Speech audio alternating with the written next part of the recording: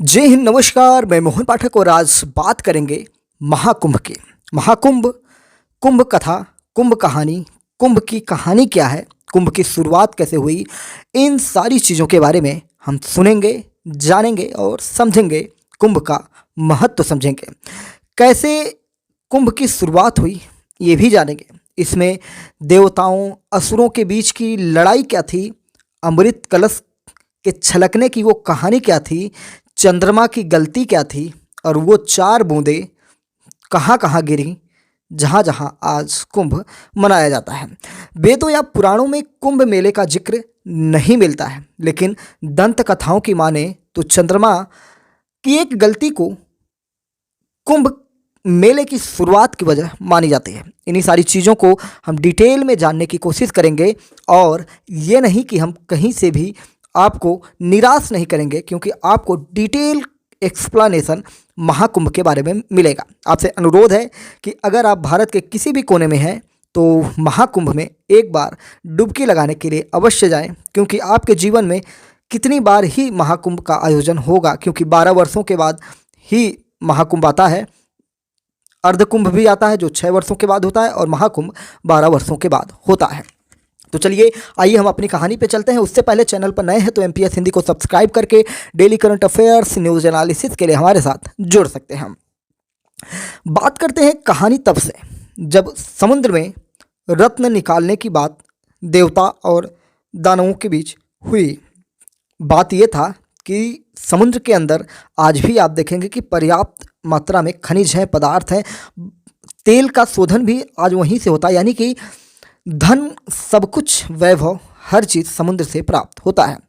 तो समुद्र जो था उससे रत्नों को निकालना, उससे पदार्थों को निकालने के लिए समुद्र मंथन करने की बात निकल के आती है। समुद्र मंथन का जब देवता और दानवों ने मिलकर नाग को रस्सी बनाकर एक पर्वत को वहाँ पे डालकर जब शुरुआत करते हैं तो उसके बाद की कहानियाँ क्या होती हैं, आइए आपको बताने की कोशिश करते हैं। फिर से याद दिलाता हूँ कि एमपीएस हिंदी आपका भरोसे का चैनल है। एमपीएस हिंदी को सब्सक्राइब करना बिल्कुल ना भूलें और ये कहानियाँ अपने दोस्तों में, मित्रों में, अपने परिवारजनों में सुनाएं और उनसे कहें कि एमपीएस हिंदी से जुड़ जाएं, जो आपके जीवन को कहीं ना कहीं बेहतर बनाने में लाभदायक होते हैं। और अगर आप स्टूडेंट हैं तो आपकी बल्ले बल्ले होने वाली है।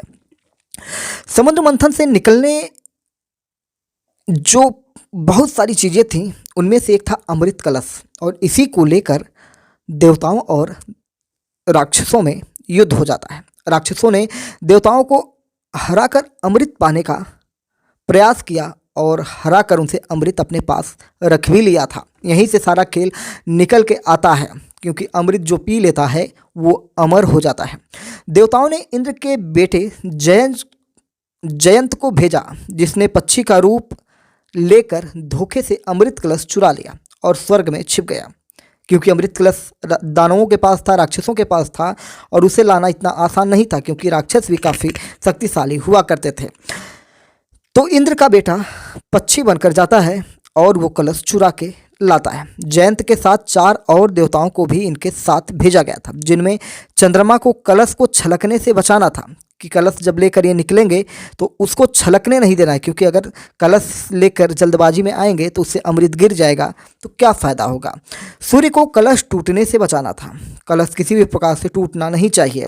वहीं बृहस्पति को राक्षसों को रोकना था कि वो कलश का पीछा ना करें। वहीं शनि महाराज, जिनकी आज आप पूजा करते हैं, आराधना करते हैं, वही शनि को जयंत की निगरानी करनी थी कि वो सारा अमृत खुद न पी जाए, क्योंकि भाई जिसको अमृत मिलेगा वो किसी को देगा क्या। तो ये भी निगरानी हो रही थी कि अमृत मिलेगा तो सबको मिलेगा। अब प्रयागराज का इसमें कहाँ से जिक्र आता है, तो दंत कथाओं के मुताबिक देवताओं ने राक्षसों से अमृत कलश जब चुरा लिया, लेकिन इसे स्वर्ग ले जाते समय रास्ते में इसकी 4 बूंदें वहाँ से छलक कर गिर जाती हैं। ये 4 बूंदें हमारी पृथ्वी पर हरिद्वार, प्रयाग, नासिक और उज्जैन पर गिरती हैं। तभी ये चारों स्थान पवित्र हो जाते हैं और यहाँ स्नान से मोक्ष की प्राप्ति होने लगती है। अमृत कलश चुराने के लिए जयंत के साथ सूर्य, चंद्र, बृहस्पति और शनि गए थे, जिनका जिक्र हमने आपसे किया। इन ग्रहों की स्थिति के मुताबिक ही तय होता है कि कुंभ कहाँ मनाया जाएगा। हरिद्वार, प्रयागराज, उज्जैन और नासिक ये 4 जगह हैं जहाँ पर कुंभ मनाया जाता है। हरिद्वार की अगर हम बात करें तो चैत्र मास में जब गुरु शनि की कुंभ राशि में हो और सूर्य मेष राशि में हो तब यहाँ पर मनाया जाता है। प्रयागराज में माघ मास में जब गुरु मेष या वृषभ राशि में हो और सूर्य और नवचंद्र दोनों शनि की मकर राशि में हो तब प्रयागराज में मनाया जाता है। उज्जैन की अगर हम बात करें तो चैत्र मास में गुरु जब सिंह राशि में हो और सूर्य जब मेष राशि में हो तब यहाँ पर मनाया जाता है। आपको बता दें कि नासिक, अगर हम भारत के मानचित्र को देखें तो नासिक, उज्जैन, प्रयागराज और हरिद्वार ये आपको सीधे सीधे आपको दिखाई पड़ते हैं, एक कोने से दूसरे कोने चले जाते हैं। नासिक की बात करेंगे तो भाद्रपद मास में जब सूर्य और गुरु दोनों सूर्य की अपनी सिंह राशि में हो या जब सूर्य, चंद्र और गुरु तीनों अमावस्या के दिन कर्क राशि में हो तब नासिक में मनाया जाता है। कुंभ, कुंभ मतलब घड़ा होता है। कुंभ का उल्लेख कहाँ मिलता है? कुंभ शब्द ही आपको समझना है। कुंभ, कुंभ मतलब घड़ा हो जाता है, ठीक है। तो प्राचीन ग्रंथों में कुंभ शब्द का उल्लेख मिल जाता है, जैसे संगम के स्नान और प्रयागराज का भी जिक्र मिलता है। हर साल माघ के महीने में स्नान के महत्व का भी जिक्र प्राप्त होता है ग्रंथों में, लेकिन कुंभ जैसे किसी आयोजन का जिक्र किसी भी ग्रंथ में प्राप्त नहीं होता है। प्राचीन ग्रंथों में कुंभ शब्द कहाँ मिलता है, अगर उसकी हम बात करें तो पहले हम चलते हैं वेदों में। ऋग्वेद के 10वें मंडल के 89वें सूक्त के 7वें मंत्र में कुंभ शब्द मिलता है। आपको बता दें कि सनातन परंपरा में 4 वेद होते हैं, ऋग्वेद, यजुर्वेद, अथर्ववेद और सामवेद होते हैं, जिनमें ऋग्वेद के 10वें मंडल के 89वें सूक्त के 7वें मंत्र में कुंभ शब्द मिलता है, जिसमें है जघान वित्रम स्वाधिति वर्तनेव रुरोस्पुरो अर्दन्न सिंधुनम विभेद गिरिम नवमिन्न कुंभमा गा इंद्रो अक्रीणुत स्वयुग्भि। लेकिन इस मंत्र का कुंभ मेले या कुंभ के स्नान से कोई संबंध नहीं है। ये इंद्र के बारे में बताने वाला मंत्र है, जिसका अर्थ होता है जघानम वृत्तम स्वाधिति वर्तनेन रुरोजपुरो अर्दन्न सिंधून, यानी कि फरसा जैसे खरपतवार को काटता है इंद्र, वैसे ही शत्रुओं का नाश करते हैं। विभेदम गिरिव नवमिन्न कुंभमा गा इंद्रो अक्रुणुत स्वयुग्भि, ठीक है। तो इंद्र ने वर्षा के जल से नदियों को आकार दिया और पहाड़ों को कच्चे घड़े यानी कि कुंभ की तरह फोड़ जल प्रस्तुत किया है, ऐसा इससे का अर्थ निकल के आता है। वहीं ऋग्वेद के 600 साल बाद अथर्ववेद में आया पूर्ण कुंभ शब्द। ऋग्वेद से करीब 600 साल बाद अथर्ववेद में जब इसका जिक्र आया तो इसमें भी चौथे मंडल के 34वें सूक्त के 7वें और 19वें मंडल के 53वें सूक्त के 3रे मंत्र में कुंभ शब्द मिलता है, जिसमें अगर हम बात करें मंत्र की तो पूर्ण कुंभोदि काल आहिस्तस्तम वै पाश्यामो बहुधा नूशंतः स इवा विश्वा भुवनानि प्रत्यंग कालम तमाहु परमे व्योमन। इसका अर्थ जो है, यहाँ पर पहली बार पूर्ण कुंभ शब्द मिलता है, लेकिन ये कुंभ पर्व के बारे में जानकारी नहीं देता है। सायण के लिखे अथर्ववेद के टीका के मुताबिक यहाँ पूर्ण कुंभ का अर्थ समय का इष्टकाल है, जो जीवों को एक दुनिया से दूसरी दुनिया में ले जाता है। संगम और प्रयाग का वेदों से पुराणों तक जिक्र, मगर कुंभ पर्व का जिक्र कहीं नहीं देखने को मिलता है। संगम और ऋग्वेद में इशारा मिलता है, जबकि प्रयाग का जिक्र महाभारत और पुराणों में भी मिलता है, लेकिन कहीं भी प्रयाग में कुंभ पर्व मनाने का जिक्र नहीं है। ऋग्वेद में अगर हम बात करें, ग्रंथ के 10वें मंडल के 75वें सूक्त के 5वें मंत्र में गंगा, यमुना और सरस्वती का उल्लेख मिलता है। अगर आपसे पूछा जाए कि गंगा, यमुना और सरस्वती तीनों का उल्लेख कहाँ मिलता है, तो ऋग्वेद ग्रंथ के 10वें मंडल के 75वें सूक्त में 5वें मंत्र में इनका उल्लेख मिल जाता है। ऋग्वेद पर स्कंद पी काशिक के टीका के हवाले से डॉक्टर डी.पी. दुबे अपनी किताब Kumbh Mela pilgrimage to the greatest cosmic fair में कहते हैं कि तीनों नदियों का एक साथ जिक्र संगम की ओर इशारा करता है। टीका में संगम स्नान से मोक्ष प्राप्ति का जिक्र है। ये संगम चूँकि प्रयाग में ही है, इसलिए इसे प्रयाग का उल्लेख मान सकते हैं हम। महाभारत की अगर बात करें तो ग्रंथ के अस्तिका पर्व खंड और तीर्थ यात्रा खंड में प्रयाग का वर्णन है, जिसे प्रमुख तीर्थ स्थान कहा गया है। गंगा और यमुना के बीच की धरती को पवित्र योनि और प्रयाग को इस योनि का मुख माना गया है। मंजिम निकाय की अगर हम बात करें तो बौद्ध ग्रंथ में भगवान बुद्ध के हवाले से ये कहा जाता है कि क्रूर लोगों को प्रयाग में स्नान करके भी मोक्ष नहीं मिल सकता। ये ग्रंथ ईसा पूर्व 2री शताब्दी में लिखा गया था, यानी इसके पहले से ही ये मान्यता थी कि प्रयाग में स्नान से मोक्ष प्राप्त होता है। नहीं तो महात्मा बुद्ध, गौतम बुद्ध क्यों ऐसी बातें या उनकी किताबों में या उनके विचारों में क्यों मिलता। वहीं मत्स्य पुराण की अगर बात करें तो यहाँ पहली बार ये जिक्र मिलता है कि हर साल माघ के महीने में प्रयाग के संगम में स्नान से मोक्ष प्राप्त होता है या मिलता है। वहीं पद्म पुराण की अगर हम बात करें तो यहाँ संगम में स्नान के साथ ही ये भी कहा गया है कि प्रयाग के संगम के पानी से आचमन करने से भी मोक्ष प्राप्त हो सकता है। अब ये 12 साल वाला मामला क्या है कि प्रत्येक 12 साल बाद महाकुंभ क्यों लगाया जाता है। कहानी हमने आपको बताई कि बूंदे छलकी थी 4 जगहों पर, ठीक है। दंत कथाओं में कुंभ की कहानी मिलती है। दंत कथाएं ऐसा अलिखित इतिहास है जो कहानी की तरह हर पीढ़ी अगली पीढ़ी को सुनाती है, ठीक है। तो दंत कथा इसे कहते हैं। इसका कोई प्रामाणिक सोर्स नहीं होता है। ऐसा भी संभव है कि हर 12 साल में एक बार लगने वाले कुंभ मेले की शुरुआत सनातन धर्म के प्राचीनतम ग्रंथ से भी पुरानी हो, यानी कि इस जो ग्रंथ लिखे गए हैं इससे भी पुरानी हो, इसलिए शायद इसका जिक्र न मिला हो। 12 साल में एक महाकुंभ की अलग कहानी भी प्राप्त होती है। अगर हम इस कहानी की बात करें तो ये भी गजब कहानी है। दंत कथा के मुताबिक जयंत को कलश चुराने और इसे दानवों से बचाने में बृहस्पति को 12 दिन लग गए थे, क्योंकि जब ये कलश को लेकर भाग रहे थे तो राक्षस पीछा कर रहे थे और उनसे बचाने में 12 दिन लगे थे। देवताओं का एक दिन इंसानों के 1 साल के बराबर होता है, इसलिए महाकुंभ 12 साल में एक बार मनाया जाता है। इसलिए गुरु भी एक राशि में 1 वर्ष तक विराजमान रहते हैं। ये एक कहानी है। वहीं दंत कथा के मुताबिक जिन 4 स्थानों पर अमृत कलश से छलकी बूंदें गिरी थी वो सभी स्थान नदियों से जुड़े हैं। हरिद्वार की अगर हम बात करें तो गंगा नदी हरिद्वार से ही मैदानी इलाकों में उतरती है, यानी कि गंगा नदी जो गंगोत्री है वहीं से प्रस्फुटित होती है, निकलती है। मान्यता है कि यहाँ गंगा अमृत की तरह है। प्रयाग की बात करें तो इसे त्रिवेणी संगम के नाम से जाना जाता है। यहाँ गंगा, यमुना और सरस्वती का संगम माना गया है, इसलिए यहाँ का पानी महाअमृत की तरह प्राप्त होता है या माना जाता है। नासिक की बात करें तो यहाँ जो गोदावरी नदी है इसे भी गंगा कह सकते हैं, यानी कि नासिक जो है दक्षिण की गंगा के रूप में कही जाती है। आप वनडे एग्जाम की अगर तैयारी करते होंगे तो आपसे विभिन्न परीक्षाओं में ये क्वेश्चन मिला होगा कि दक्षिण की गंगा किसे कहा जाता है, तो गोदावरी नदी को दक्षिण की गंगा कहा जाता है। गोदावरी का अरुणा और वरुणा से संगम होता है। ये भी जान लीजिए कि गोदावरी नदी का संगम किससे होता है, अरुणा और वरुणा नदी से होता है। वहीं अगर हम उज्जैन में शिप्रा नदी की बात करें तो यहाँ शिप्रा नदी उत्तर दिशा की ओर बहती हुई मिलती है, ठीक उसी तरह जैसे बनारस में गंगा उत्तर दिशा की ओर बहती हुई जाती है।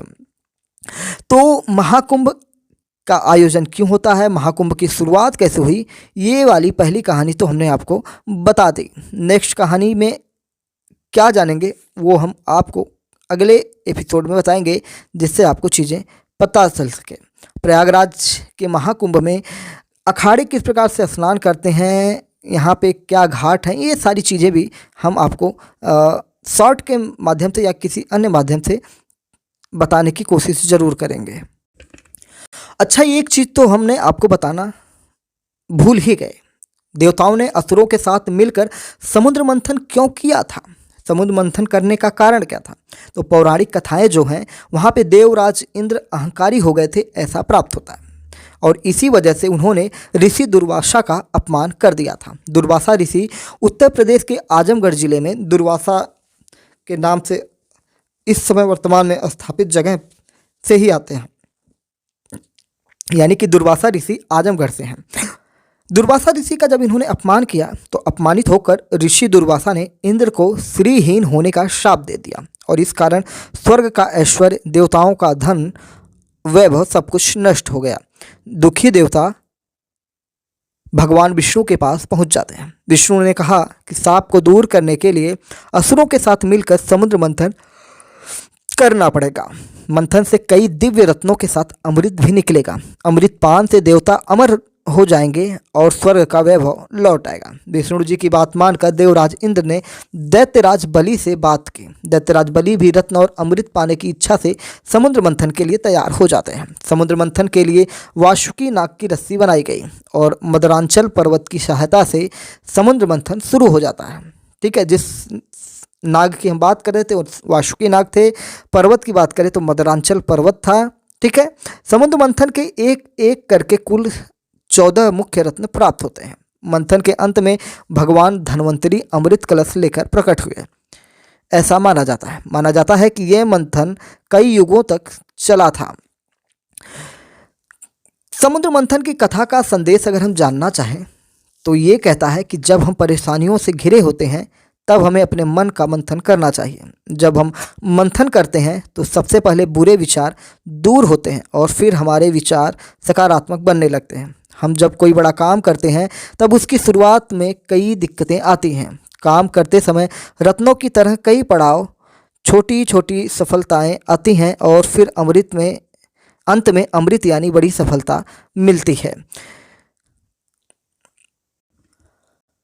आपको ये भी स्पष्ट करते चलें कि समुद्र मंथन और रत्नों की जो कहानी हम आपको बता रहे हैं उसमें जो 14 रत्न मिले थे वो कौन कौन से रत्न थे। तो पौराणी पहला रत्न जो था हलाहल यानी विष था। हलाहल विष भगवान शिव ने अपने कंठों में धारण किया। दूसरा रत्न था कामधेनु। कामधेनु एक पवित्र, पूजनीय और सभी की इच्छाएं पूरी करने वाली गाय थी। इसे ऋषियों ने अपने पास रखा था।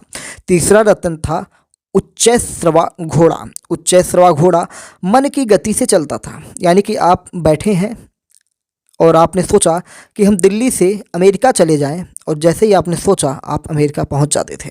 ठीक है, आज भी वैज्ञानिक इस पर अनुसंधान कर रहे हैं कि समय की गति से कहीं जाने के लिए कुछ ऐसे मशीन की व्यवस्था की जाए, लेकिन क्या यह संभव है पता नहीं। लेकिन उच्चैःश्रवा घोड़ा मन की गति से चलता था। इसे असुरों के राजा बलि ने रख लिया था। तो राजा बलि असुरों के राजा थे, ये भी ध्यान में रखना है।